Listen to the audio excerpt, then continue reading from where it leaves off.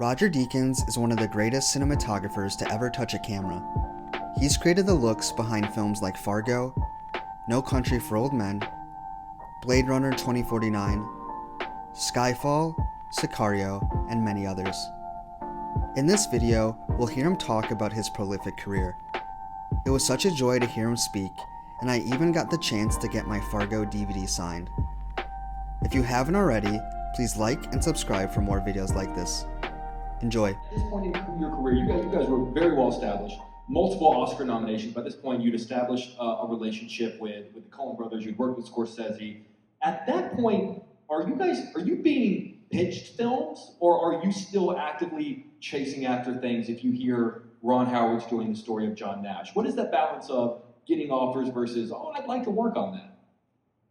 Well, Beautiful Mind was interesting because, Ron Howard liked shooting with multiple cameras, and he, up to the point before Beautiful Mind, I think he'd been working with one or two different DPs. And so actually getting contacted by him was really weird.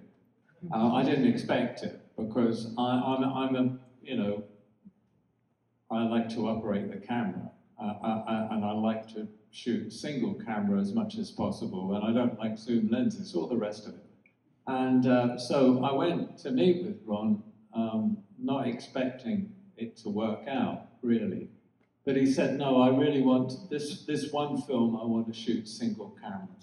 And he said, I will keep to that. And, obviously there's certain action things we did with two cameras, but most of the time, we shot it with one camera. And so that was the reason I got approached by Ron Howard. And I know you guys have worked with, there are several directors you've worked with multiple times, but whenever it's the first time that you've worked with, whether it be Ron Howard or the Coen brothers or Scorsese or Sam Mendes, what is it that you guys are looking for out of that relationship in those first couple of days to gauge how it's going to go? How important are the first few days, the first time you've worked with a filmmaker? Well, oftentimes the first time you talk to the director before you've taken the job, Sure. You're trying to figure it out, so you don't take the job. Sure. You don't think you should, but collaboration, that's the key. Do they want to be collaborative or not? And also having the same sort of take on a script, because, everybody can read a story differently. And, I've been in interviews where the director has had a different take than I have. I always see things darker than probably anybody else, but there's only so far I would kind of go, really, So you want to feel you're on the same page, and as James says, you want to feel you're going to be in some place of collaboration.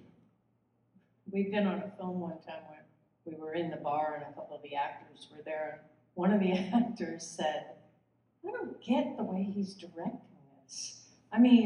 This isn't the way to direct a comedy. And nobody else in the room thought it was a comedy, but it explained a lot about his performance. Something tells me if I asked you who that actor was and what the film was, I just can't remember. It's amazing how that happens sometimes, isn't it? But when you say collaboration, that's so interesting because I can't imagine having you guys on set and not listening to what it is you guys have to offer or what you think about a particular shot. Like, when you say that, do you mean that there are some directors that are basically like, here's what I want, shoot it this way, light it that way, and that, obviously that's not collaboration. Yeah, there are directors like that. There are directors that will mark out exact, the lens length, the height of the camera off the ground, the number of inches it's going to track, if it's going to track. They're very, very specific, and it's almost like, I've never worked like this, but that's what I've heard. And it's almost like just doing a mathematical exercise, really, instead of having any sort of free ideas floating around.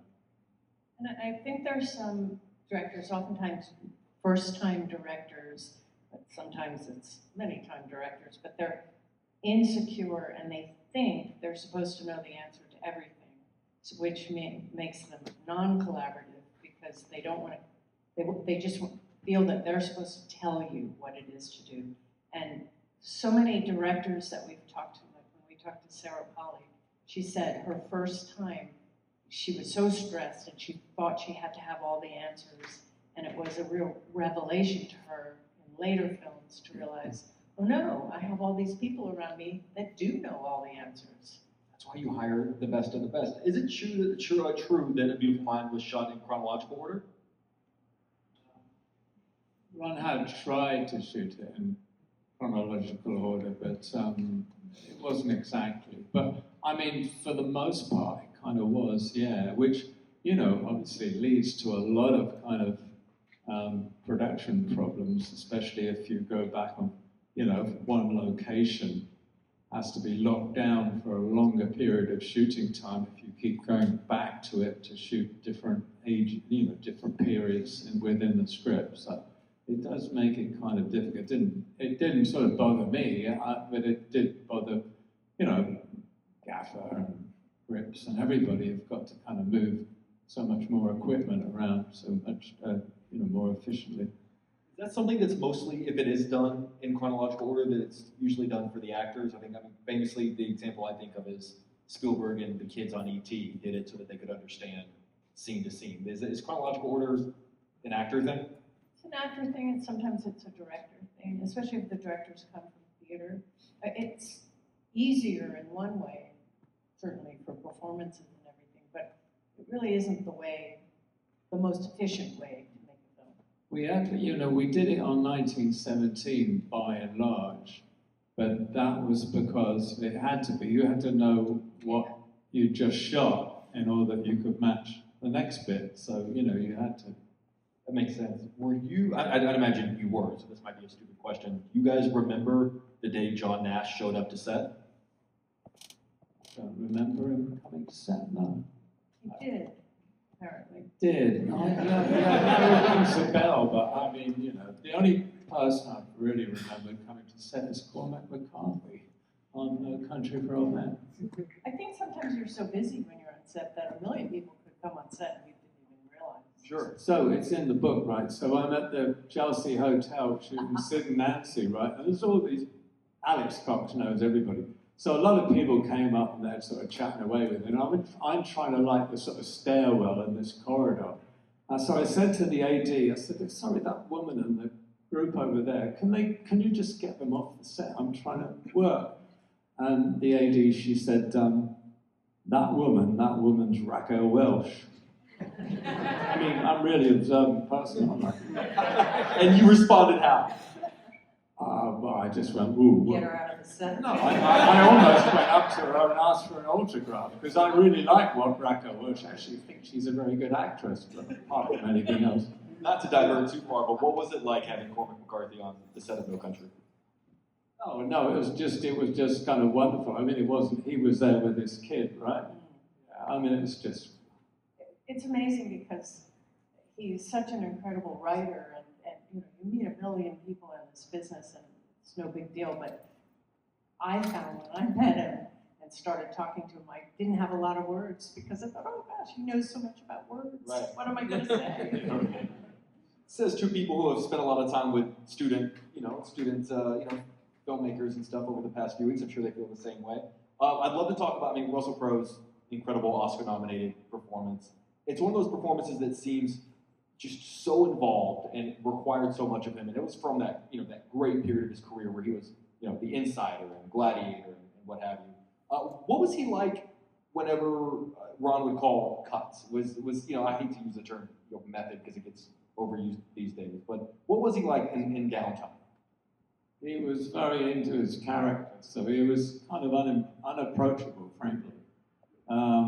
He's somebody that's sort of totally into the character, whether you're shooting or not. So, you've got to judge every actor what they want out of you, the cinematographer and the rest of the crew, but also how they're going to act on the set, how they're going to behave, what kind of environment they want. And he was somebody that you steered very clear of.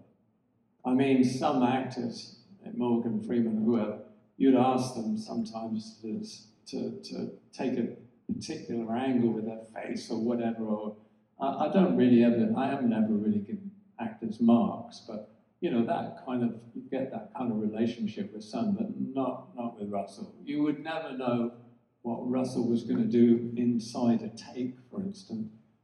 So we shot most of the film on a remote head and a little jib arm. That's something that I'm really comfortable doing, but just so that we could float with him if he decided to do something different to what he'd done in the rehearsal. Is that exciting for you guys to? Exciting? I wouldn't actually call it exciting. So there's a book full of planning in my lap right now, so that's what makes me wonder. As someone who loves Well, that's to it. You do all the planning, and then you just got to rip it up because Russell doesn't stand in the light there. He goes over there. So I'm sort of curious, what sort of communication do you guys have to have with an actor on set? Because I know a lot of it is between the actor and the director, but I'd imagine you have to communicate with him as well. There has to be a dialogue there. I think it's really important too, because what we're trying to do is create an environment for them. And because actors are all very different, you don't know whether it's an environment where everyone's invisible because they just don't want to know anyone's around, or some actors are. When we were working with Toby Jones, and you know, he's done a whole lot of stuff, and it seemed so serious on set, and I didn't want to bother him, but I just got a feeling that because he looked so alone, there was no one talking to him because of the way he looked. And I went up to him and I started talking to him and realized that he wanted that kind of camaraderie, but some people don't. So you just have to figure out who wants what. And things it's changed so much. I mean, in the early days when there was no monitors, no playback, anything like that, the director would be by the camera. I mean, like on 1984, I would be operating, Mike would be next to me, we'd be shooting John Hurt or Richard Burton or whatever. And yeah, we were all communicating amongst ourselves. But of late, you know, I'm still at the camera, but the director's like rooms away watching a monitor. And some actors want that. They want a personal relationship somehow with somebody behind the camera. So I've on the last films, I've noticed myself being more needed by the actor in a way as the person they refer to, or either that or Andy, the first assistant I was working with for years. You know, I was thinking about some of the performances that you guys have seen in a way that the rest of us never will. Through a lens on the day, you know, seeing it with your own eyes. You know, Denzel on The Hurricane, Javier on No Country, Jeff Bridges, Lebowski, and even Philip Seymour Hoffman in Doubt, I think is one of my all-time favorites. What is the most a performance that you guys have seen with your own eyes in the moment, on the day, that maybe you even looked at each other and went, damn. I think in Shawshank, and I think it's in the movie, where Morgan gets out of prison and he's working in a supermarket and he's not used to the wide spaces, so he asks if he can go to the loo, and he goes into the bathroom because the walls are close, and just what he did was so moving. And afterwards, because I was scripting, I went up to Morgan and I said, you know, Morgan, you're really hard to script for. And he goes, why, James? What did I do? I said, I can't see anything when I'm crying. It was amazing. I think Tommy Lee Jones, actually, who can be a grumpy old sod, but Yeah. I love him. But it was in No Country for Old Men. I remember being in the kitchen, the end of the film, and we shot it more or less at the end of the film, except for there was meant to be another section after that, which is actually in Cormac's book, which is kind of like a dream sequence. And so we shoot in Tommy Lee and get the woman playing his wife, anyway, in this kitchen. And he does this sort of little monologue. And I remember Joel looking at Ethan and me looking at the two of them, and they went, well, that's the end of the film, isn't it? Because it was just so, he had it. You didn't need to visualize what he was talking about that was meant to be coming up. This was this one moment, this guy reminiscing on his life. That was it. It kind of encompassed the whole movie, really. I knew that whenever I got there, he'd be there.